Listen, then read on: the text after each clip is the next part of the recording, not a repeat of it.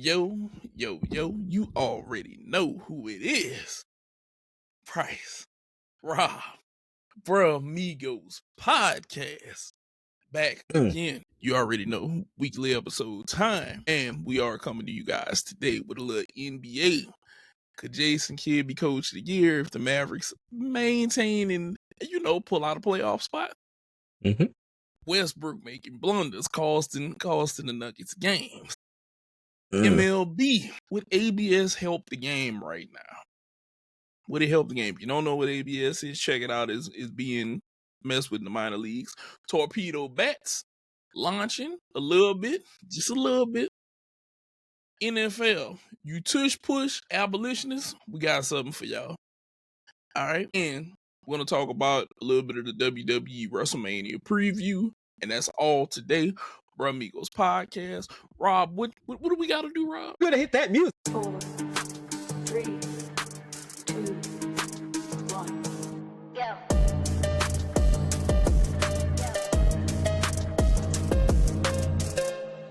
What up, though? We're gonna start with a little NBA, and one of the first things that we need to talk. I'm gonna hand you the floor on this one. Ja Morant. Okay.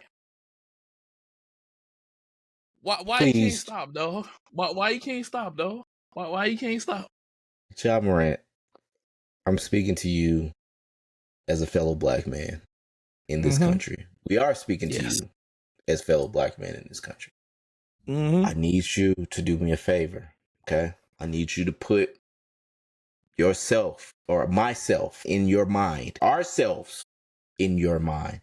And when I say that, I mean like this. I need you to make me stop feeling like a Republican every time you want to basically make finger gestures on the court. Because the thing about it is you've been suspended about this. This has been a thing. You basically brandished firearms, not killed anybody, not shot it, not did anything. But basically you had guns in photos, in videos, all that kind of stuff for no damn reason. In clubs, in the homie's car, like, I got you. You apologized for it. You said you wasn't going to do it again, all this kind of stuff. But yet you keep on making these finger gestures and you playing the victim. Because you're making it seem like everybody else is off base with this. But the thing about it is you're the one to keep doing it. You don't have to do it. You really don't. I get it, dog. You basically see everybody doing it. You basically like, you know what? I could be a part of that. I'm an NBA player too. I can make this happen. But then you got me and my boy having to basically be like, dog, what are you doing every time? And then we got to basically feel like the old white man clutch of pearls because you want to basically make finger guns. I need you to stop, dog. Just stop. Get something else. All right. You could do like this. You could do, anything. You could bring back the 3 dots. Shout out to Carmelo for basically being first ballot Hall of Famer. You can do other things. Just don't do that. And I know, man, you 12. You got you, man. But you got to basically rise above that and help me feel better. Okay? I know it. It looks cool, all that. But you got to stop, big dog. They saying you can't do it. Okay? You cannot. So just stop. Seek help. Please. Yes, definitely seek help. I need him to stop. I need him to stop this, Rob. This is going too far. And the crazy part about it is whenever you mention that he's 12, just like the police, he always want to shoot the gun, goddamn it. Can't wait to tell you got it. Like, come on, man. I need you to stop, bro. Just stop. Just stop it.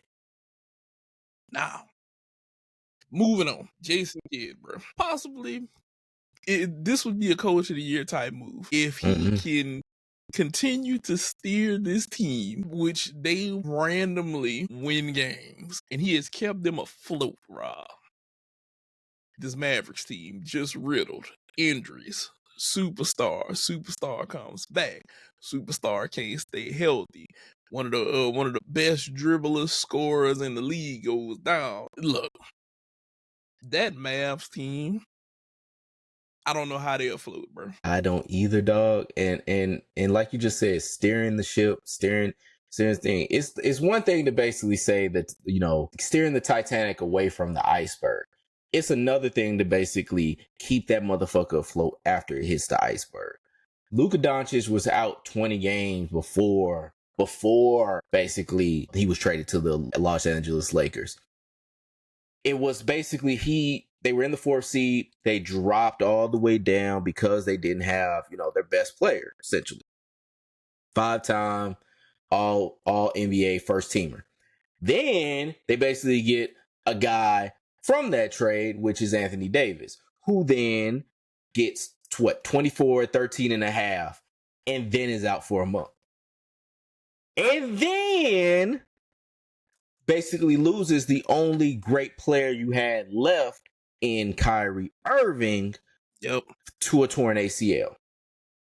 And throughout all of this, still has them in the play-in. Granted, as the 9th seed, but still has them in the play-in. I was absolutely shocked when I looked at the NBA standings, and I still saw this team still there. Like, that is fucking crazy. So I think he has to get Coach of the Year nod. He has to get a Coach of the Year nod for what he's done to keep that team relevant. Because me and you were basically saying, like, that team should have basically had, Anthony Davis should have been gone, just shut him down for the season. Kyrie's not there. They got nothing left going from them. They got the relics of Klay Thompson. They got, some other guys that basically nobody's heard of. Granted, that's been playing well, like Max Christie, PJ Washington, like guys that basically have still been doing the damn thing. But it's still to the point of, it's like, what do you do? Now, Anthony Davis is coming back. So that really does help them as far as in the play-in game. But it's still to a point of, it's like, he has steered this ship and kept it afloat throughout a lot of fucking tragedy. And granted, on the court, tragedy essentially, but tragedy nonetheless. Give that man his nod. And the thing is, he's been hit or miss because of the abductor strain. Like, he didn't play the other night. He might come back and play like another game or two. They haven't officially shut him down. It's like, are y'all not gonna roll over and die right now? Or are y'all just in straight up survival mode right now? And I feel like they're in survival mode. And it's like most teams are shutting people down. They're like, oh, we out of it. Let's kill it. And I expected them to do that because I was like, Davis is already prone to getting hurt. Hey, man, go ahead and shut this down, bro. You're not going to have Kyrie till maybe, hopefully, the start of next season or the beginning of next year. Yeah. Yeah. So, come on. You gotta work with him. So that team has been tragedy after tragedy with Daniel Gafford and this one. And they were set up to be so good defensively, especially in the paint with Gafford and Davis, and having a big that could shoot and a big that could rebound, and both of them could block shots. They were set up to win if they were healthy. They were set up to, I'm not going to say they were set up to be a top 3, but they were definitely gonna be in the mix somewhere between, I'm gonna say 6 and 4. That they could have upset somebody, and then it just all just fall apart. Just, you couldn't believe how this just decided to. It was like one string, one thread, and you pull that one thread, and everything undid itself. And it's like, oh my God, it's just. You guys couldn't stop losing after that. It was ungodly like this. So shout out to them for even keeping this together for right now. Like, it's nuts. It's nuts to even fathom. Yeah. Straight up nuts. It really is. Now, a couple other things I do want to talk about in the NBA right now. So the other night, I'm sitting there watching the game. It's Minnesota and Denver. Going ham, bro. This was a night I was like, this is a great game tonight. Joker goes for 60. A few nights ago, goes for 60. They wind up going to overtime. Well, actually double overtime they went to. What pissed me off about this is that this game 3 nights ago was decided upon I don't know if I can fully blame Westbrook for what happened, but I'm gonna say this: the ref who called this foul, I'd watch myself if I was you in Denver. I'd Damn, that watch bad? myself. No, the best way to put this is this. I may be able to pull this up real quick while we sitting here, but it essentially came down to a foul being called by Westbrook trying to close out on the shot, and I will forever stand by. I feel like some players fall on purpose whenever people get near. I will always stand by this, and the reason I stand by this is we watch the era of if I fall, I might get a foul call. Westbrook closes out. As Westbrook closes out, it was just a horrible just sequence of events. Matter of fact, this is what I'm gonna do. I got us. I'm gonna go ahead and we're gonna go ahead and take a look at this right here. Bam. This is said play. Like it's a Pruder film. Yep. Bam. So here we go. Inbound comes in. They trap Anthony Edwards. Here's the sequence of events. First, Westbrook misses the layup. Bam. Oh. You're like, oh my God. He missed this. Now that layup would have sealed the game. Okay? So they on Anthony Edwards. Huh? Dishes. That right there. Now, if you look at that, there is nowhere. Look at the fans. Look at the fans' confusion, Rob. Look at everybody's. This should have not been called. Watch the closeout. Watch it. Didn't impede his landing zone. Bang. Are they saying he hit? Well, it said he hit his arm. It wouldn't matter. Shot is clean. Yeah. He didn't touch him any time before that shot. And these 2 free throws seal the game. Yeah. And look, all I'm gonna say is something like that should not affect the game. Not like that though. That literally affected that game. Mm-hmm. That made that game right there. Yeah. He hits 2 free throws and wins.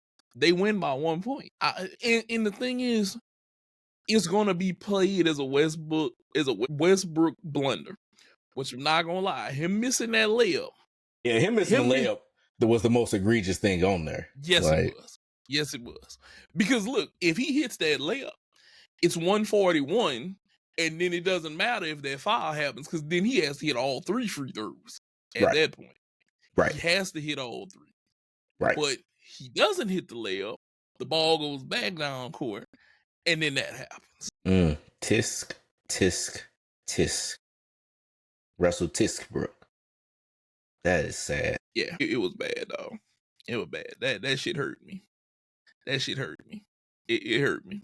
Because I was like, they're just right there. And it leads me to say, right now, I feel like the Nuggets are stuck in can't get right mode.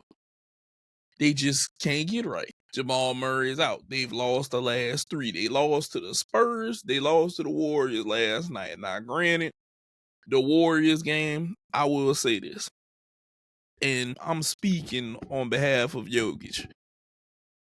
Sometimes y'all motherfuckers just need to give him the ball, okay? I was watching him on a pick and roll, and it might have been Julian Strawther that came off the bench or somebody that was in the game. It might have been Christian Braun. But he sets a pick, and Joker beats his man, and all they got to do is lob it over the top, and he's free to the bucket. But they ran in here anyway and tried to hit a shot. And I feel like at times they try to play hero ball, I guess, to be like, we're helping you. But Joker was 13 to 17 last night for 33. The man was shooting a ridiculous percent, 13 to 17, dog. I just knew he was going to get 40 or 50. And they just quit passing the ball on. And I'm like, y'all don't see this man? Y'all don't want to give it to the dude who's damn near over here shooting perfect? He's only a few off of perfect. We don't want to give him. All right, yeah. 10 full do-rags on, everyone. Ready? Mm-hmm. Are the Nuggets working against Nikola Jokic to give SGA the MVP? Just think Almost about feel. it for a second. Just let's connect the dots here. All right. Russell Westbrook smokes the easy layup.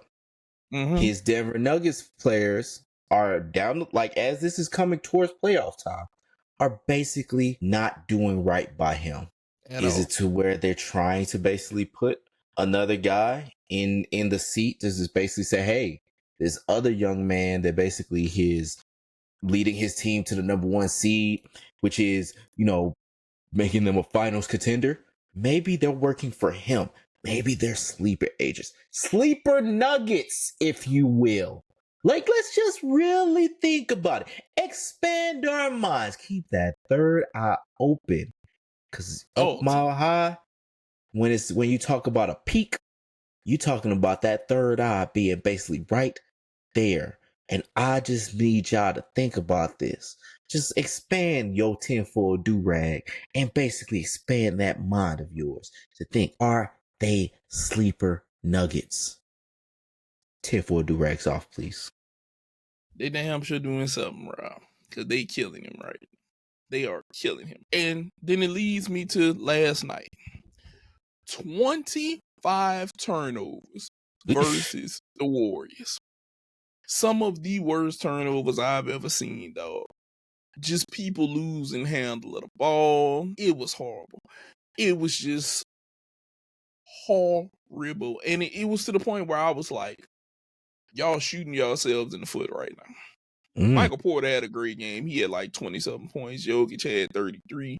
It was just turnover after turnover after turnover after turnover. And it was little things. Dribbling the ball. Let the ball go. It's out of bounds now. It's like, can y'all hold on to the ball? It was so bad. I was in here at one point, and I know that you remember the movie The Replacements.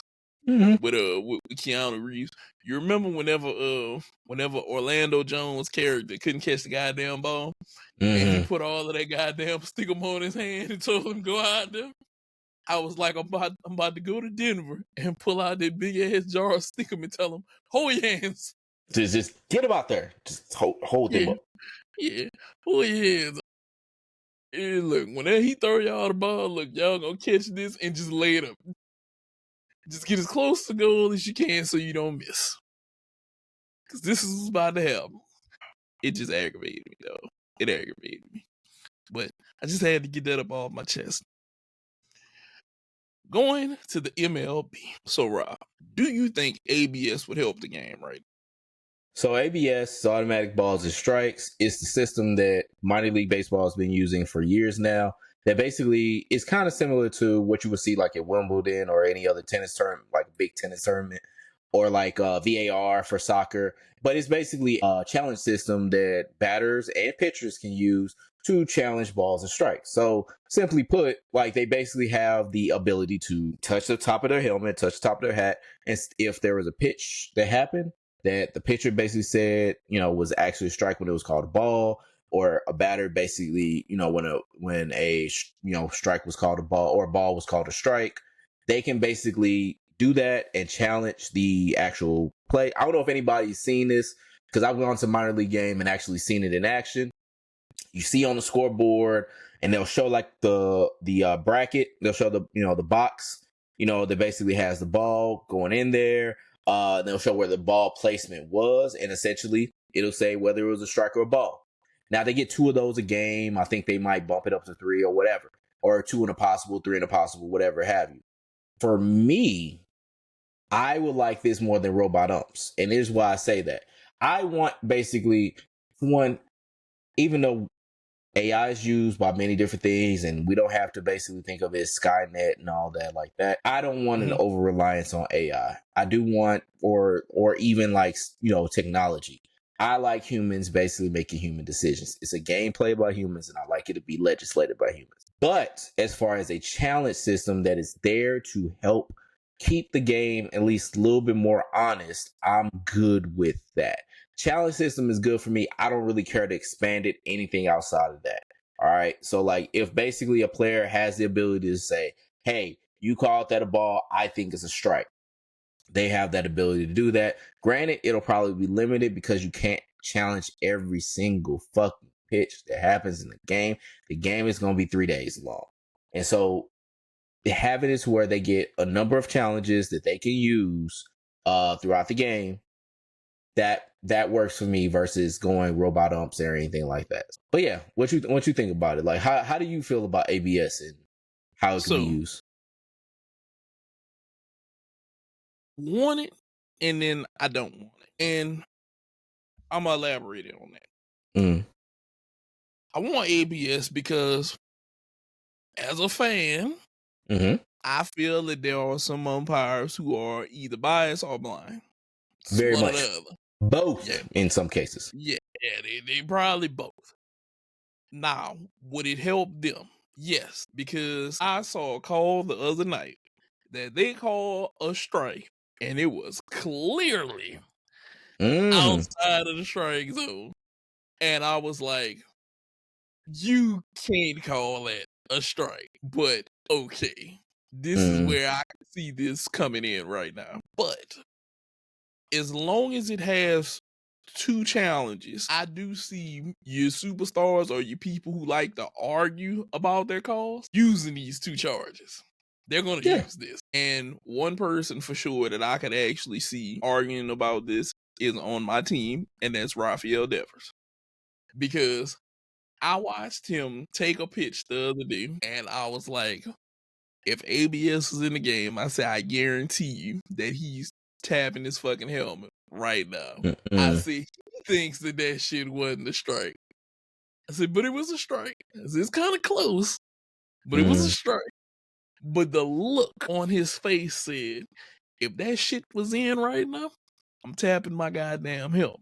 Granted, this was during the beginning of the season, his hitting struggles. He's kind of gotten over that a little bit now. He's kind of trying to tune up the band a little bit. Because that was going to bring me to my point, which was, we talk about ABS, but do you think for him it was ASS? Because that nigga was ass the first part of the season. Yes. Okay. Yes. All right. So it was him being because ass. ASS is not going to help him. Like, ASS is really what he is, and that's really what he can't really overcome at this current moment. But I get your point. I get your overall point. I just wanted to interject. Yeah. Well, he wasn't ass against Shaw. Wasn't ass against Shaw. Got on base 4 times against Shaw.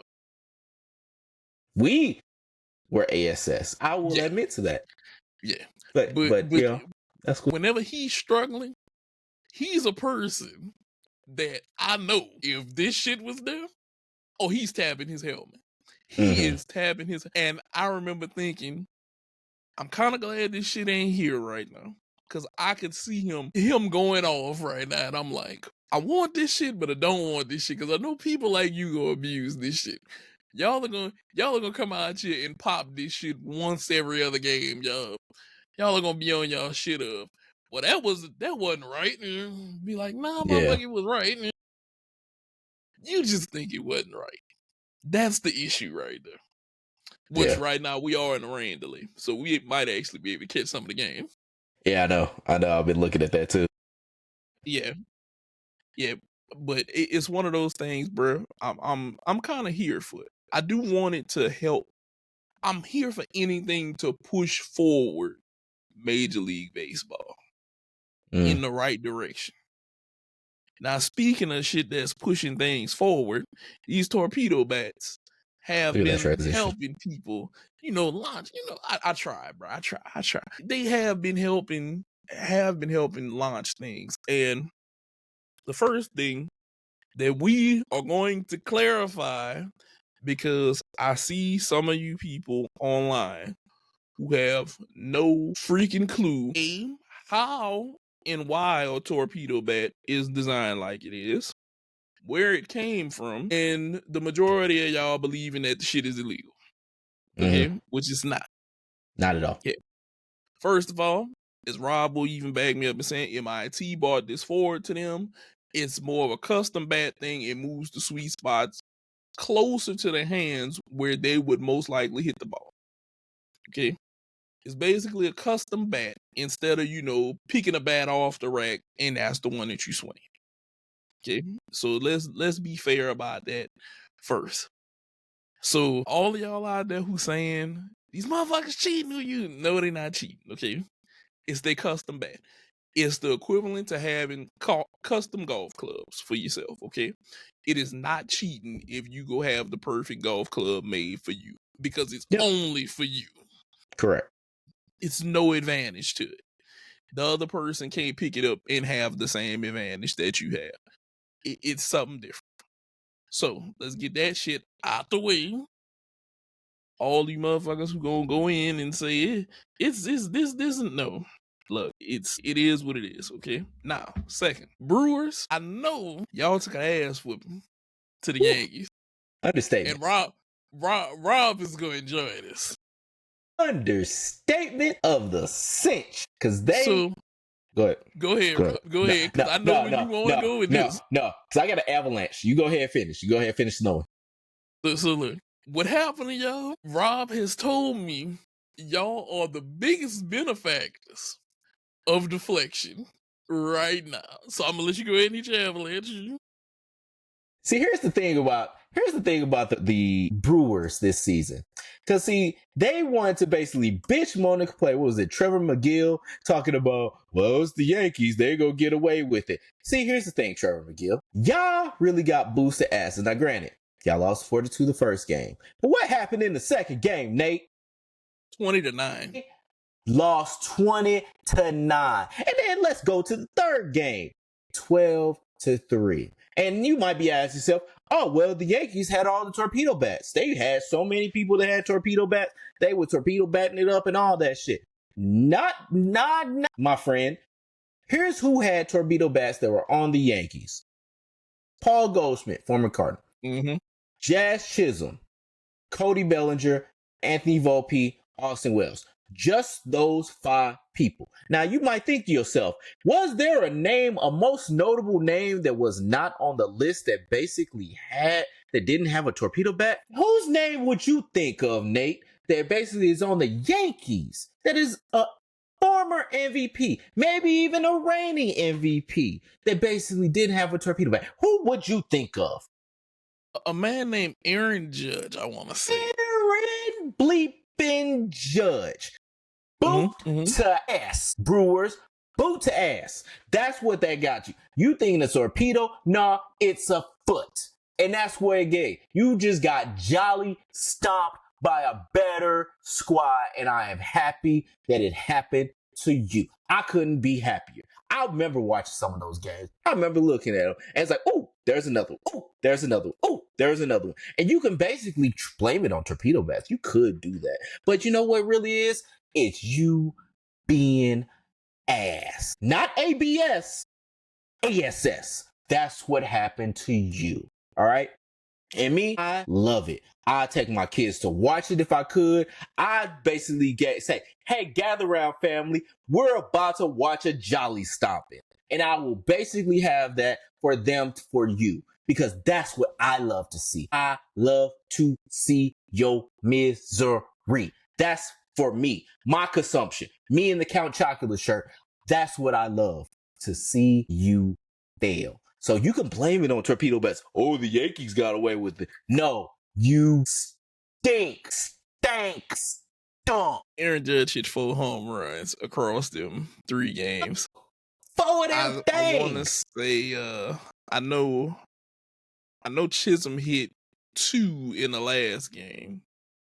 Mm-hmm. I want to say Volpe hit 1. I know Austin Wells hit 1 in the first or second game, something like that. Yeah. No, in the first and the third game.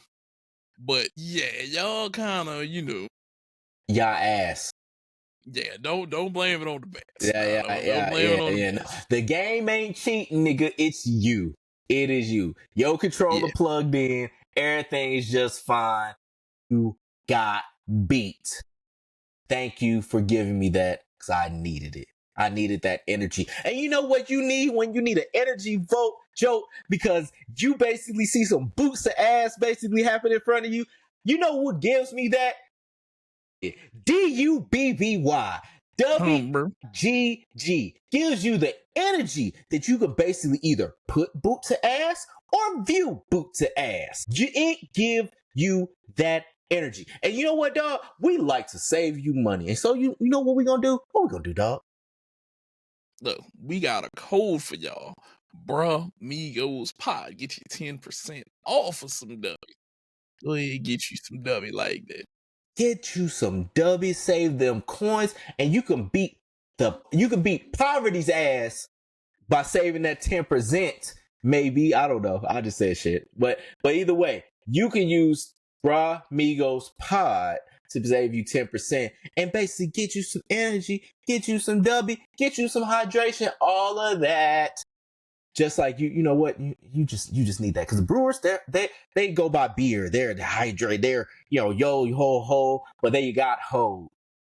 I just love to keep talking about it. I could talk about it forever. I really could. But you could go to w.gg and use that promo code and save you some money, get you some energy, get you a dub like the Brewers didn't against the Yankees. He's really enjoying rubbing that in y'all face.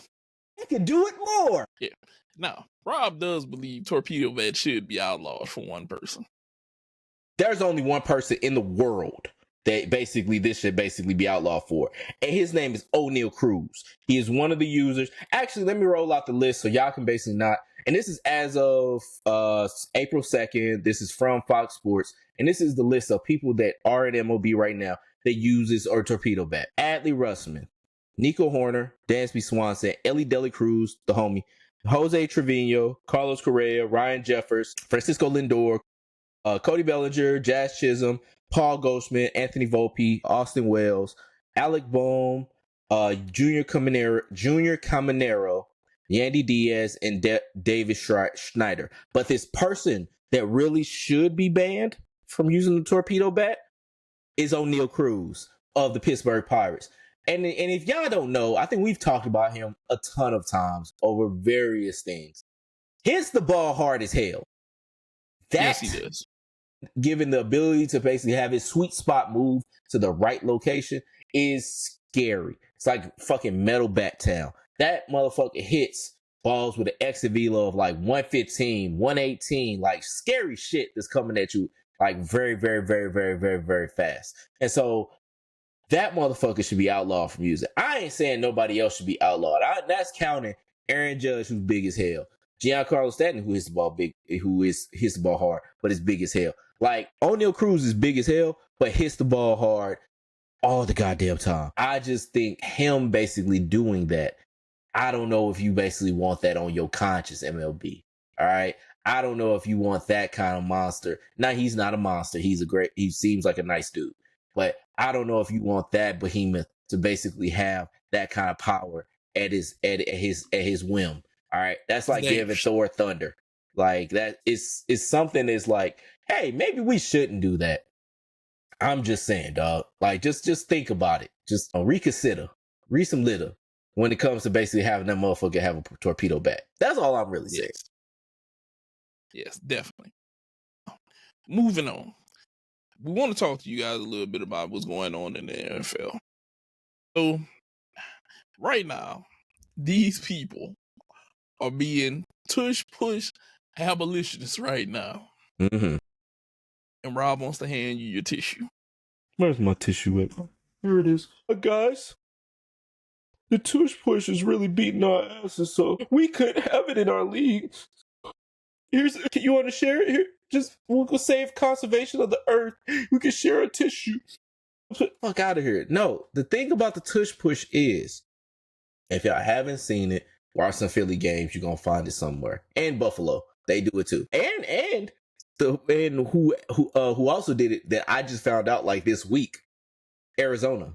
They do the tush push actually very well, but almost as well as Philly.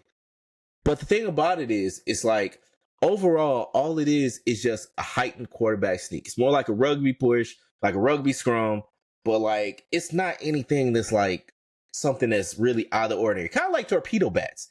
It's something that's within the rules, within the parameters of the game, but something that one team basically can do very well and other teams can't. And you wonder, like, hey, why can't this team of the Philadelphia Eagles do this so well? It's because they basically signed Mountain. Like from Game of Thrones, they find 5 people that are Mountain, and basically put them on the offensive line, and then have a motherfucker that squats mountains, and put a motherfucker that squats mountains behind him, and basically have this thing go. So that's how this thing is so effective. And you got all of these huge human beings that are fast and are athletic and everything like that, but they're pushing forward. It's the simplest shit in the world. It's not anything that's like some crazy, No rocket like, science. it's really not. It's the most football shit you basically gonna see anywhere. Like, it's, hey, I'm big, you big, get the fuck out of my way. That's what it is. I don't see the point in banning it because, okay, you saying like, okay, Philly has this advantage. They're not doing this from 2nd and 6. They're not doing this from 3rd and 5. They're doing this from like 3rd and 1, 2nd and 1, and everything like that. It's a very much situational play that comes in every now and then because these people have the personnel to basically carry out the mission.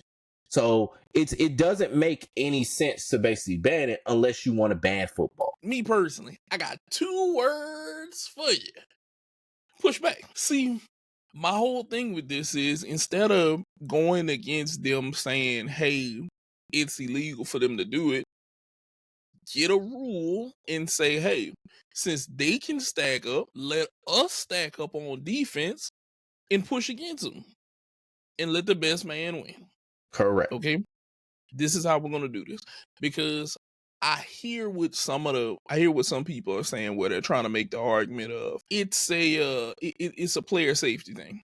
Nah, I doubt that. It really is. I don't believe that due to the fact of I'm smarter than that.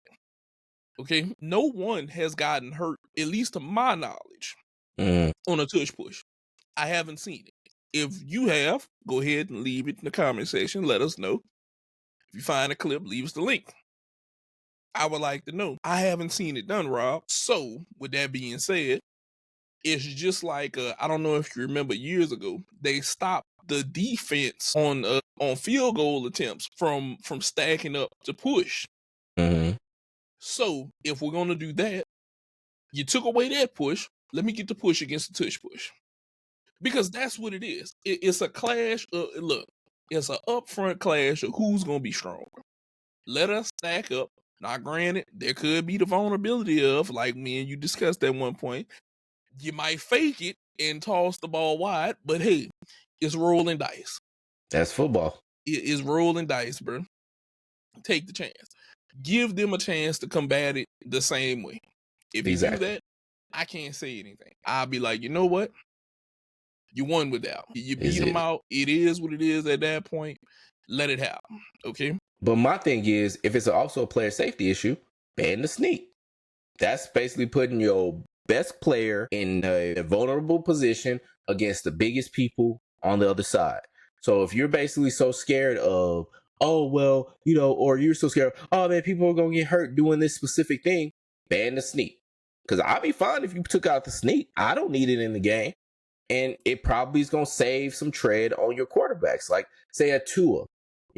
Tua basically, he has head injuries very, very frequently.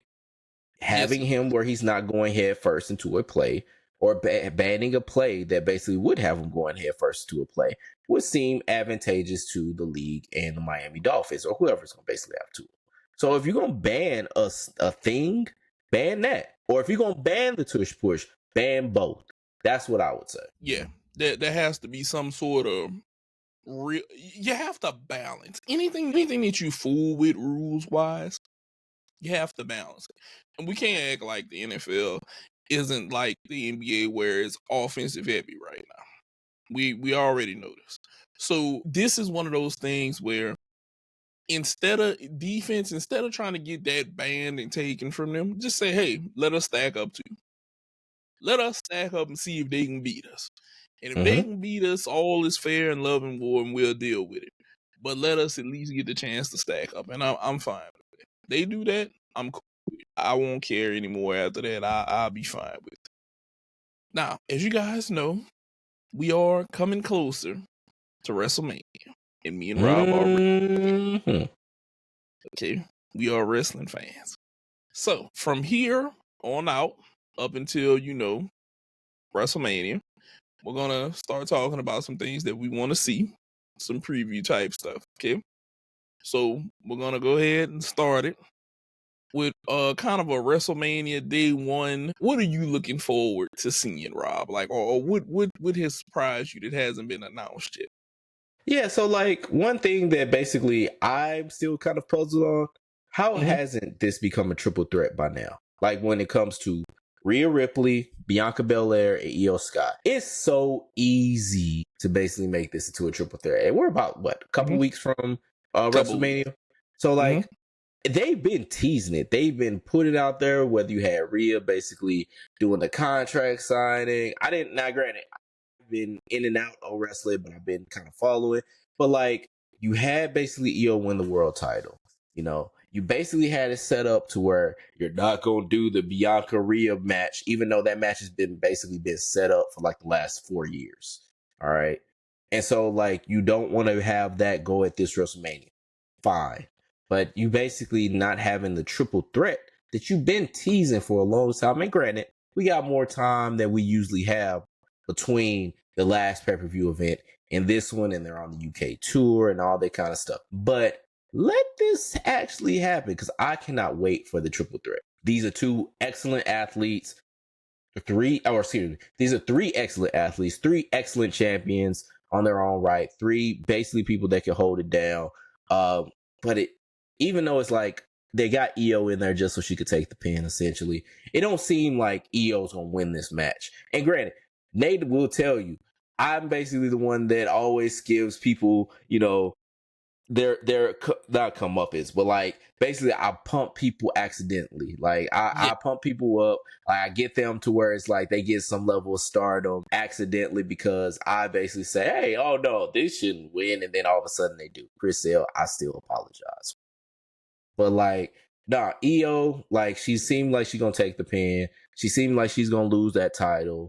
It's unfortunate, but it is what it is. Because, I mean, we've talked about it, or I feel like we've talked about it. I might have talked about it with others. There's so many people you basically can have as contenders for Bianca. Whether you're talking about Jade, Naomi, Rhea, Liv, etc. Same thing with Rhea. We got Bianca, you got Jade, possibly. You could have Charlotte, you could have Liv, Raquel, so many people. Then you got Io. Who is going to be her contender? Like, who is going to be her dance partner after all of this is said and done? So even if she does win the title, you might have Bianca maybe, you might have Rhea, but that's really it. There's nobody really set up that's right there at that level that you can basically say, this is somebody that's going to be a world title contender. I mean, what you going to say, Dakota, even though they basically still clicked up cool? Like, it's really not anybody you could really put right there. So Io seemingly is going to take the pin, but I don't know what's going to happen after that. So yeah, and see, I think part of it is because the women have 2 championship belts. So you kind of split with people you have between 2 belts or who's chasing what at the time. But then it kind of makes sense for Bianca to get the belt. It just makes sense. Like you said, Io could keep it, but I don't think she will. No. I don't think she will. I think it's gonna be a Bianca Belair belt, and she's gonna do her thing. You know.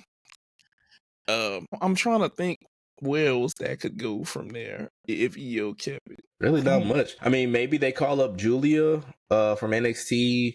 They could call up some people that make maybe be able to interject, but it's not really anybody set up for, or seemingly set up for her to basically go against if this stuff blows over. She's kind of been the add-on as the champion. Like, she's been somebody that they've kind of put in there, like, somebody else to take the pin, brother. Like, somebody that's just there to be that intermediary. So you could keep Bianca strong, you could keep Rhea strong, but it's just somebody just to be there. And I hate that for her necessarily. I hate that she has to be that in this, because she's an excellent wrestler, and, you know, she's somebody that shouldn't be in that kind of position. Okay, because like Chelsea Green is women's United States. Right. The only other way I could see somebody would have to drop a belt or lose a belt and then chase her with that particular belt. Mm-hmm. Somebody would have to drop something to chase something else. Yeah, I mean, That's the only the other thing draft that is coming up. So, I mean, maybe things get rearranged and now you got basically, if say she is the champion, you have another contender that is on another show that basically can be put into that kind of position. So, yeah, that could always happen. That shakeup could always happen. Which that could be a thing. That could be a thing. That shakeup, that type of shakeup in the draft could happen, and it could be a possibility of somebody chasing the belt. We don't know what they have on their mind. I know what I might do, but I don't know what WWE is thinking. WWE is finicky about who they want for certain things and who they want to chase certain things. So that's them. Now, one step to Jacob Fatu owning the world, beating LA Knight. absolutely. Nah, man, Jacob Fatu is basically going to be owning the world soon. Like, by this time next year, he's going to probably be world champ. Somebody's belt is going to be, somebody's world title is going to be on that man's shoulder. Mark my words. That basically, I can really see that being the case. And it sucks with LA Knight, because the thing with LA Knight is, that man looks so perfect for that title. Oh my God. It's like every time I see him with that title, it's like, it looks like it was made for him. But he's going to lose that thing to Jacob Fatu at WrestleMania. It's just a matter of time. Y'all going to see it. We all going to look at it. Jacob Fatu is too damn big, too damn strong.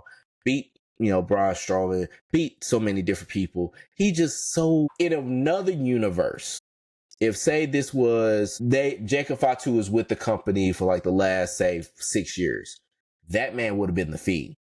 I honestly think, like, with how his build, with his mannerisms, I could see a mask being put on him and he would have been the Fiend. Or say Bray does stay alive and they need somebody to be the stand-in as the Fiend. He would have been absolutely perfect as that character.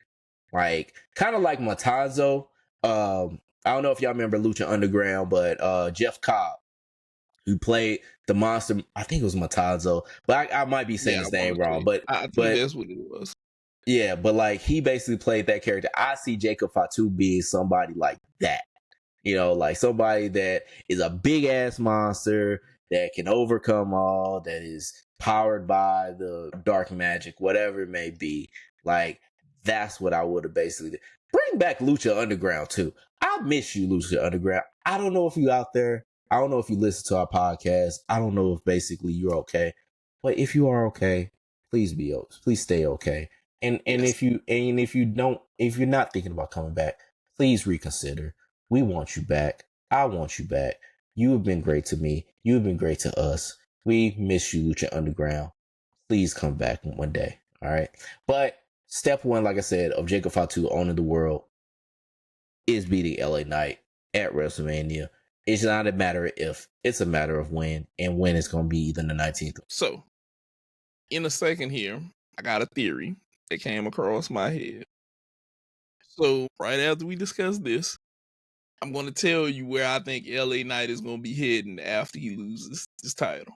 So, I got a theory because I have been thinking about this and I wanted to save this. So, first, let's get this out of the way. A very small part of you said that you still don't want to see Jay win that title from Gunther. So, and this ain't even no hater shit. It's just really more I preface everything about this with Jay Uso has done everything needed to be a world champion. He is the most over. He basically got a great catchphrase. He's been selling merch.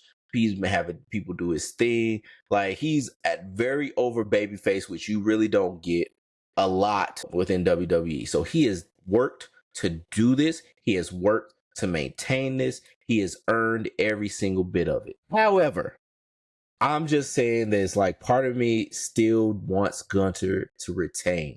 And it's really more that, one, it seemed like he keep losing titles at WrestleMania. That seems like his thing. It's like he goes someplace and he just keeps losing that goddamn title. Whatever way it is, he just keeps on losing. And so I want him to retain, and I want him to basically be out on top because I love Gunther. I love his character. This title reign has been kind of more missed than hit, but I will say that, like, he basically, or it's not as good as his Intercontinental title reign. I'll put it like that. It hasn't been as good because that motherfucker was exceptional. Like, but I think his title reign has been kind of more than that one. But With Jay, it's like, I just ain't all that into him. I understand he's over. I think he is a great character. I think he has been holding it down and basically made the bloodline storyline what it is. It's just that it's something about him that I'm not as into, and I can't really give you a good handle what it is. So it's a very, very, very, very, very, very, very, very, very small part of me that basically still doesn't want him to win. But I wouldn't mind if he does win, honestly. Okay. So I'm gonna start from the top of my theory and work my way down and put people in places and try to give you the picture that I see. Let it out. Okay. So biggest match, Cody versus Cena, right? Mm-hmm. So we've both been on record saying that we feel like Cena's gonna lay down, but what if he doesn't?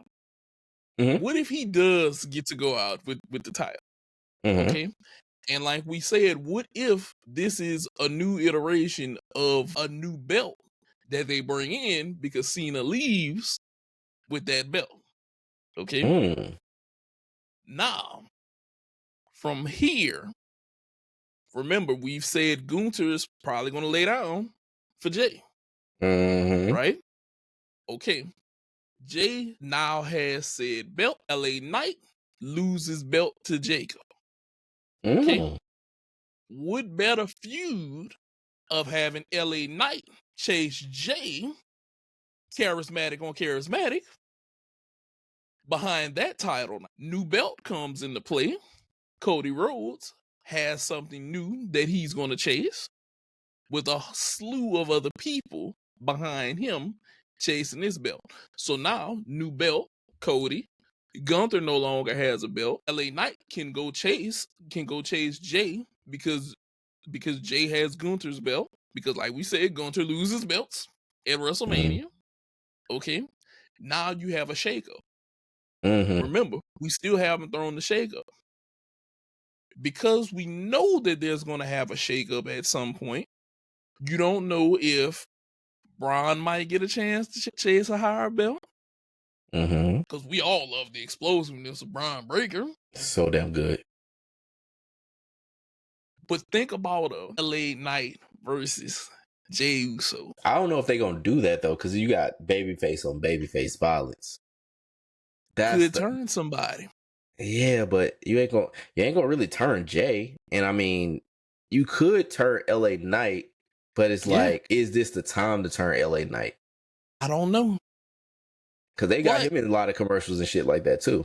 Yeah, but if you did turn him, you couldn't make him go full heel, maybe like a tweener? Yeah, like kind of like a tweener. That way he can ride that line. Because I think he can do it. I think he can do it. Yeah, he can. And I think he's the perfect person to do it, to let him chase like the world heavyweight title that's on Jay now. It gives him something else because we have to give Jacob a belt. You have to give Jacob a belt now. The bloodline is such a thing that they are going to suck up titles. Okay, because of who they are.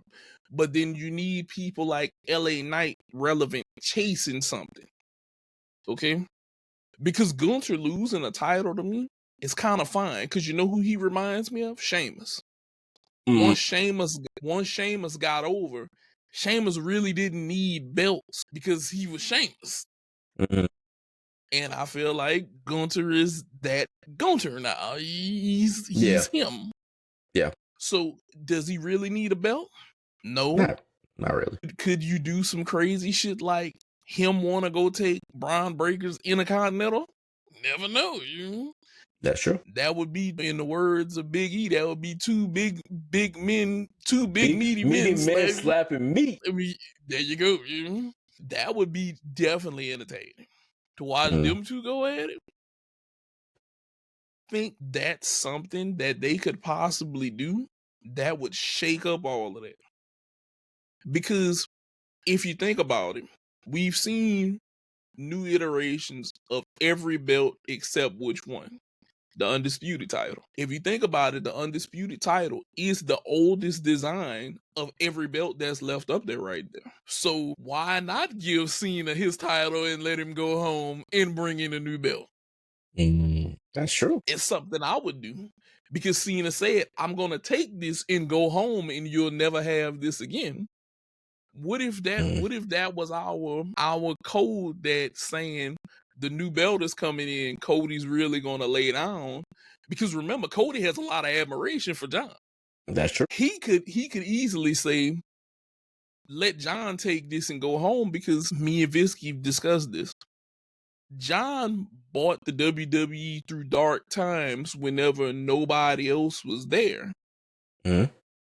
If I'm running the show, I'm gonna let him get his title and go home. You did something for this company at times whenever we were in dark days, and you brought us through this shit. And I'ma let you have this motherfucker and go home. Okay?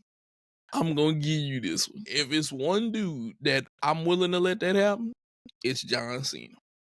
I'm willing to let him take his title and go home and say, I know I may not get this Legends deal up out of you right away because you're going to be doing movies and shit, but you take this and go home with this with 17 times, take the record, take that belt. That's yours on your mantle. Keep that forever, John. That's all. I think that's something that could happen, Rob. What do you think?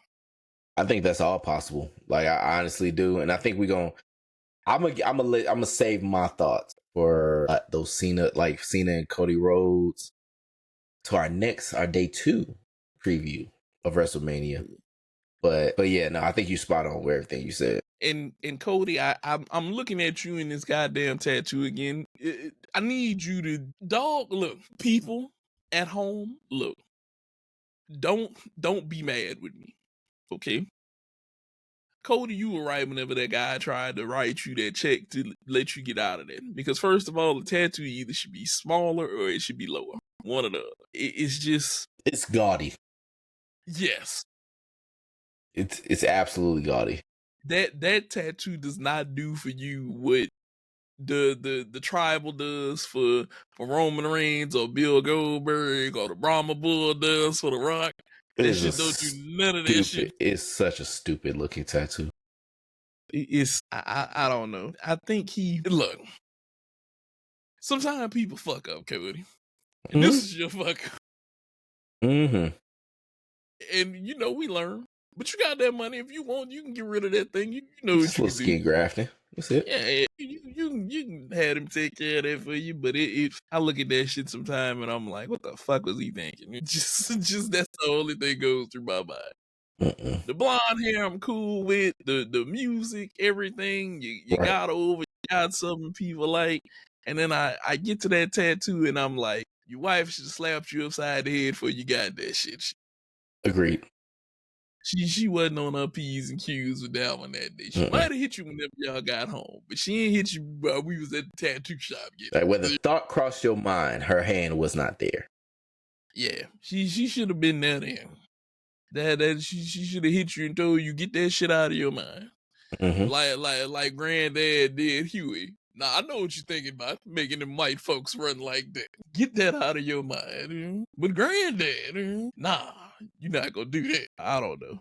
But with that being said, we Brah Migos podcast. You know where you can find us. YouTube, Facebook, Blue Sky, Spotify. Threads. All over. Threads. Pandora. Everywhere. Apple Podcasts. Apple, Amazon Music. YouTube, all over YouTube. Look up in the sky. You gonna see us. You just might. You just might see us up there. But remember, like, subscribe, tell your people about us, share us. You can listen to us anywhere you want. Okay? Everything. But just we might come to your crib and just start doing a podcast. Like, you never know. You never know. We might just show up WWE in your house style and just start doing a podcast. Brah Migos in your house. In your house, Brah Migos edition. And then you just going to have the deal. You're going to be like, they actually showed up. Yeah, yes, we did. Yeah. Yes, we did. And we're here. And we're here now. But with that being said, we're going to go ahead and get up out of here. Rob, take us up out of here. Good night, Canada. Good night, Taylor Swift. Of course, you can basically find us anywhere. You can email us, Brah Migos podcast at Gmail.